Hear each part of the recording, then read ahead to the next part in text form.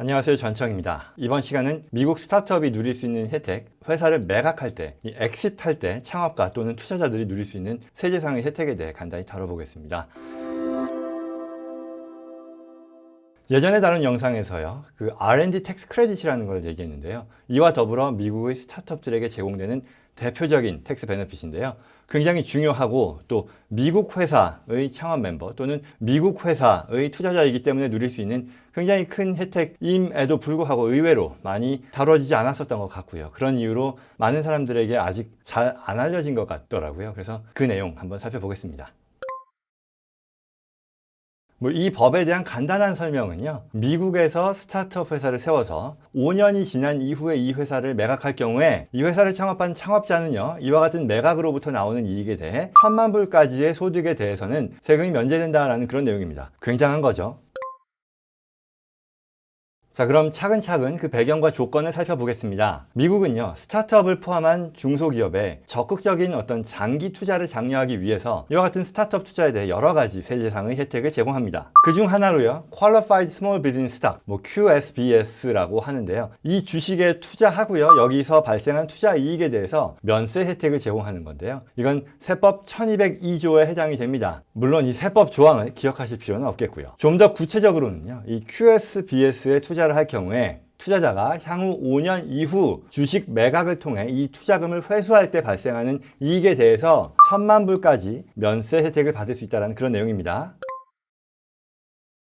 자, 그럼 이 QSBS가 뭐냐, 또는 어떤 경우에 이 QSBS에 대한 투자라고 인정받게 되느냐, 그와 같은 자격 조건을 알아야겠죠. 첫 번째로는요, 개인 주주여야 합니다. 법인이 투자자가 돼서 이 스타트업 주식에 투자할 경우에는 QSBS 투자로 인정받지 못합니다. 둘째, 주식 취득은 회사로부터 발행되는 주식의 직접 취득이어야 됩니다. 말하자면 이미 발행된 주식을 다른 주주로부터 매수하는 거, 구주 인수라고 하죠. 이건 안 됩니다. 회사가 직접 발행하는 주식만 해당됩니다. 그리고 세 번째는요, 정당한 대가, 돈을 지급해서 샀거나 아니면 서비스를 제공했거나 와 같은 정당한 대가를 지급하고 취득한 주식이어야 합니다. 물론 여기서는 미래에 지급하기로 약속한 커미트먼트에 대한 대가도 인정받습니다. 그러나 아무런 대가 없이 발급받는 경우에는 QSBS의 혜택을 누리지 못합니다. 네 번째로요, 이 주식을 취득할 당시에 그 해당 스타트업은 그 가치가 5,000만 불을 초과하지 않는 그런 회사여야 합니다. 신규 주식을 회사로부터 발급받고 정당한 대가를 지급한 경우라 해도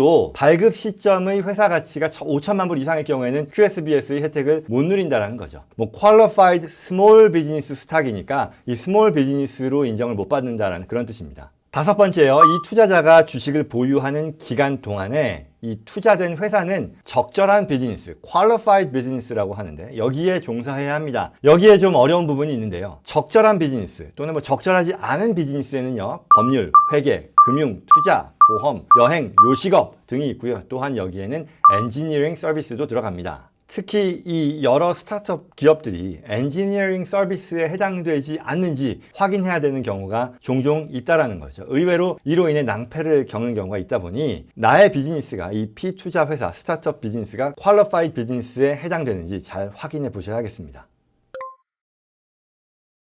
이러한 QSBS, 세법 1202조라고 했는데요. 이 내용은 사실 새로 나온 내용은 아니고요. 오랫동안 있어 왔던 법입니다. 다만 이 해당 법의 구체적인 내용과 관련해서 지금의 이 현행법으로 자리 잡기까지 여러 차례 개정이 있어 왔고요. 최종적으로는 이제 한시법이 아닌 영구법으로 확정이 됨으로써 스타트업 창업가와 또 투자자들에게 제공되는 큰 혜택으로 자리 잡게 된 거고요. 1,000만 불까지의 소득에 대해 주어지는 면세 혜택이니까 현재 미국의 연방 이 캐피털 게인 텍스 20% 그리고 특별 투자 세율 3.8%를 감안하면 최대 이익이 238만 불까지 가는 거니까요. 굉장히 큰 혜택이겠죠.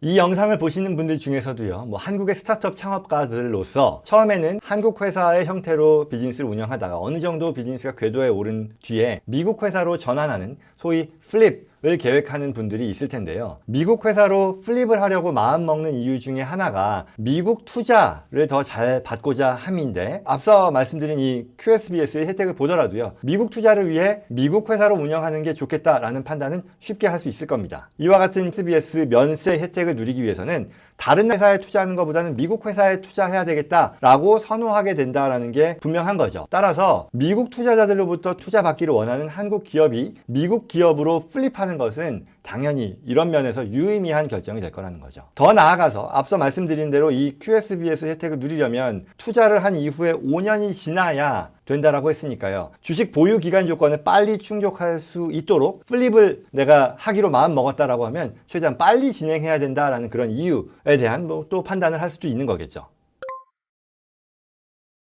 마지막으로 이 법 실무를 진행하는 입장에서 볼 때요. 이와 같은 이 법의 내용을 제대로 활용해서 그 혜택을 온전히 누릴 수 있도록 하는 게 중요한데요. 왜 이 얘기를 하느냐? 뭐 한국도 그렇겠지만 미국의 증권법과 세법은요. 관련 법 조항이 규정하는 절차와 방식을 제대로 지켜야만 혜택을 누릴 수 있고요. 그렇지 못할 경우에는 사소한 위반이라 하더라도 이 혜택을 전부 불임받는 상황이 발생할 수 있습니다. 그래서 이런 것들 잘 감안해서요. 실수가 없도록 처음부터 잘 대비해 놓는 것이 필요하다 하겠습니다. 이상 오늘 준비한 1,000만 불까지 소득에 대해 비과세 되도록 해주는 QSBS 제도에 대한 설명이었습니다. 오늘 영상 이것으로 마치겠습니다. 도움 되었길 바라고요. 저는 다음 시간에 뵙겠습니다. 고맙습니다.